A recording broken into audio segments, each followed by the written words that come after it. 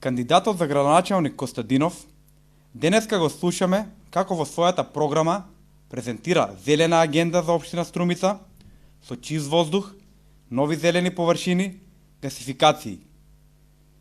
Костадинов ги презентира истите проекти. Проекти на неговиот политички ментор Заев, кои беа во изборните програми од 2009 и 2013 година. Разликата во проектите е што од тогаш до денес поминаа 10 години, а проектите останаа нереализирани.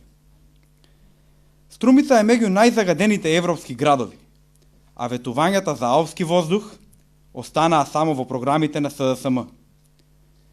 Ги нема зелените кровови.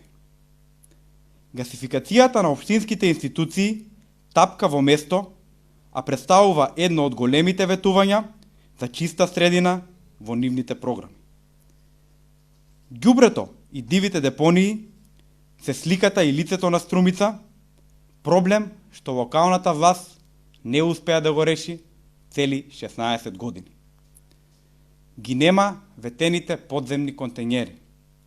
Ги нема ниту новите паркови и зелени површини, иако ветувања за паркови се наоѓаат во сите нивни програми. Одржувањето зелени површини во градот и населените места се проблем кој исто така локалната власт не може да го реши.